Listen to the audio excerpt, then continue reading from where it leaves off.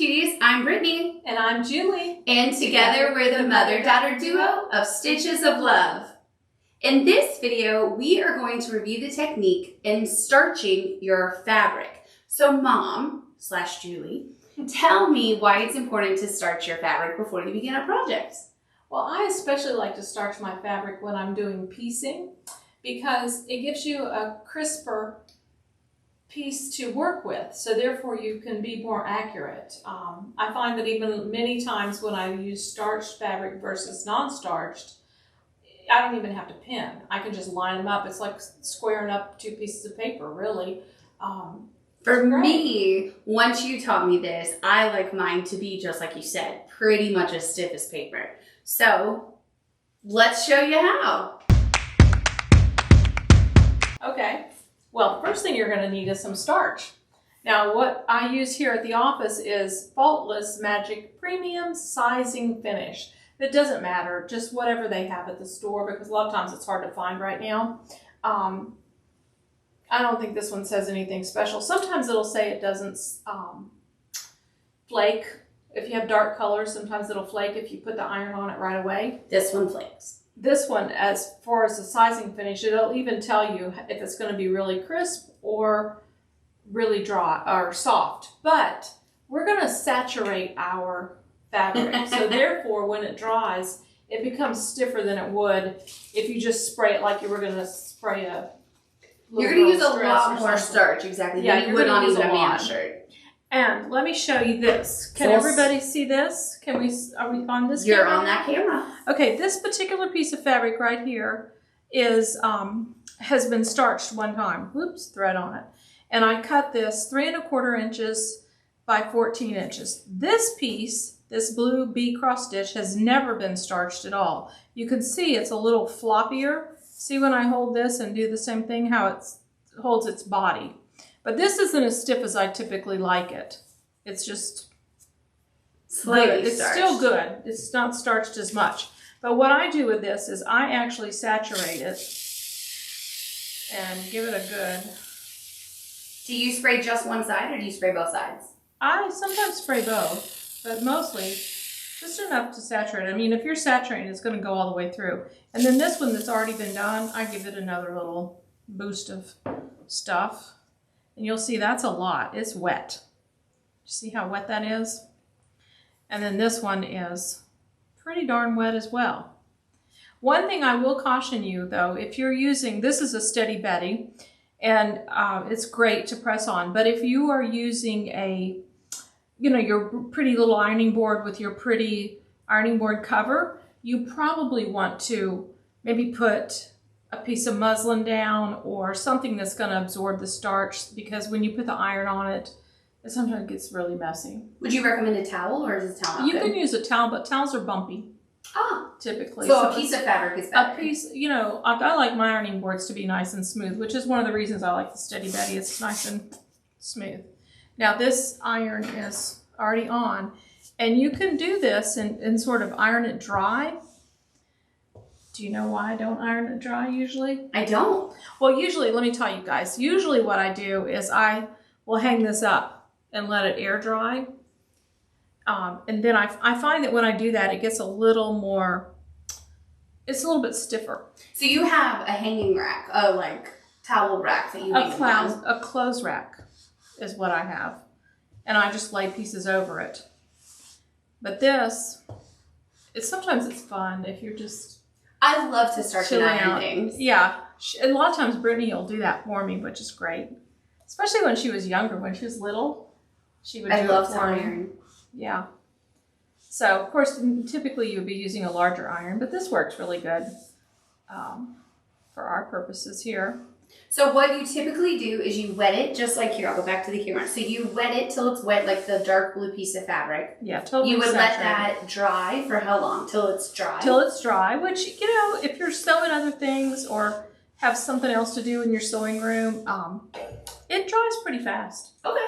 Yeah. And then after it's dry, you do spray a smidge more starch again.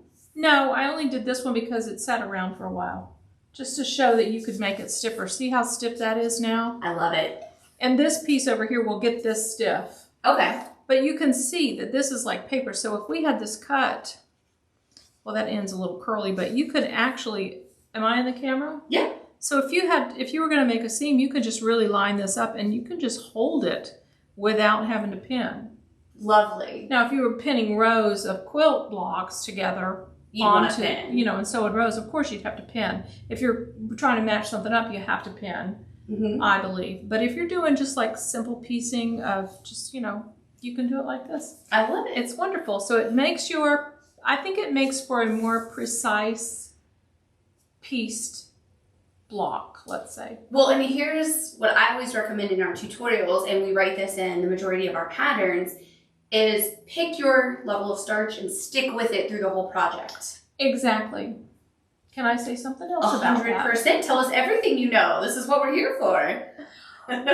Like, for instance, I'm going to be making another quilt pretty soon, and I am going to be taking I know how much yardage I'm going to use of each of the fabrics. So let's just say it was a 1/4 yard of each fabric. I will actually cut all of those fabrics, the 1/4 yard, not subcut into the size pieces that I want, because you will have shrinkage when you wet it like this.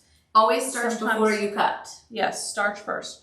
But I will put all of those together, and then I will actually mix. I won't use this spray can. I'll actually use starch that I make myself. You buy the starch in a jug, and you add water, so you can make so it's like a concentrated starch. Yes, you can make it the strength that you want, and then I'll just saturate all that, then hang it up to let it dry. So it makes your process a little bit quicker. You do have to wring it out, so but that's how. Do you do that in the bathroom, or you do it in your sewing room? I do it in the sewing room. It depends on if I'm here at home. That's true. If I'm at home where my sewing room is, I have a Jack and Jill bathroom. So the Jack and Jill part, it's like part of the room.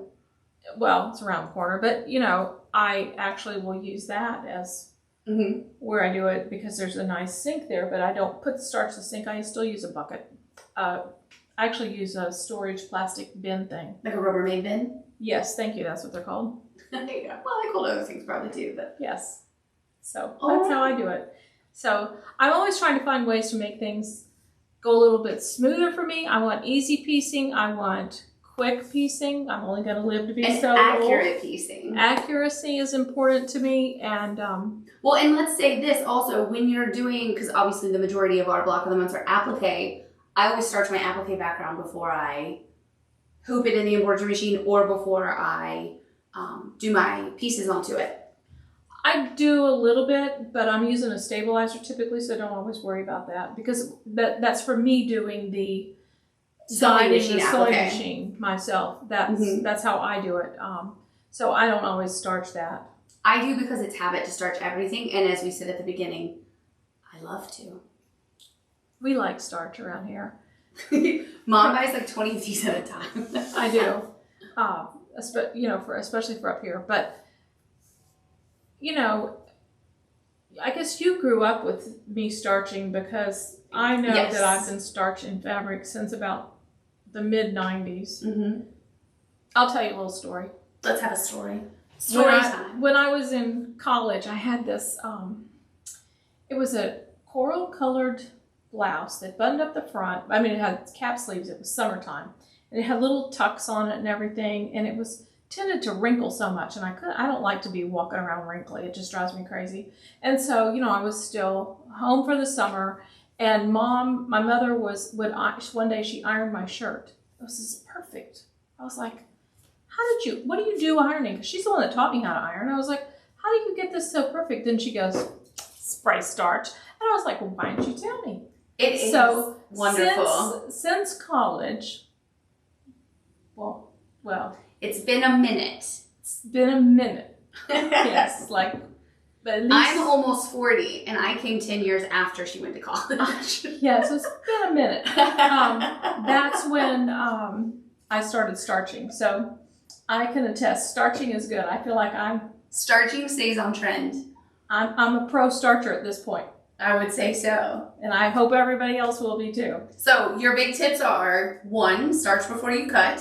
Absolutely, because you will notice shrinkage, especially if you're starching jelly rolls. They shrink And it is really fun to watch the fabric shrink. Yeah, it's kind of like a little worm.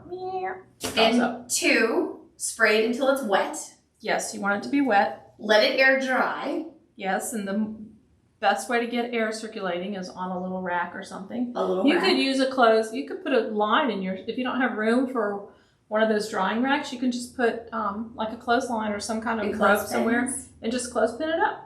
Or you could hang it if you have a put it on a hanger. If your shower is not a door but a curtain, you can hang it on the rod. And also you'll notice that if you put it on a hanger, or anything really, sometimes they'll stick. That kind of defeats your purpose. So you got to be a little creative with how you put it sometimes. There you go. This is really wet, this one. I saturated this one really well. So we'll iron that one later. Yes. I a lot of times don't wait for it to air dry because I'm just impatient, and I love drying it and like watching it dry. Yes, but when you do that, it gets your iron very dirty. This is a mark. This is a mark of my iron. Showing? Yes, it is. Okay. This is a mark of my iron. This is a Brittany iron. I do that to them. So do as Mom says, not as I do, because you'll dirty your iron. You'll have to clean your iron more if you do it while it's wet. But I have to say, it can be very fun to. It's so fun. It would be fun to iron this dry. Don't tell anyone, but during COVID, one of my stress reliefs was just ironing fat quarters. I remember you did that. I did, and then I laid them on a chair in my dressing room and just petted them for a while. They were very pretty. A year. Other people went to their sewing room and they actually made quilts. I just ironed fabric after work, like a crazy person. It was fun. Yeah, so if y'all need any fabric iron, just send it to me. Tallahassee, Florida. I'll iron it for you. That's funny. Okay. Well, hopefully these tips helped and you had a little giggle while you watch. Yes. And make sure to starch and have happy stitching days. And also subscribe to our channel on YouTube. Oh, that as well, yes. There you go. I know you always tell me to say that, so yeah, I forgot. I was like, I don't know what she's wanting me to say. Just have a good day and subscribe to Stitches of Love and visit stitchesoflovequilting.com. And you'll get some more old tips. There you go. From an old quilter. Are they old tips? These are fresh. Well, my tips are old because I'm old. Oh, well, I didn't say that. She said it. So anyways, happy stitching. Happy stitching, everybody.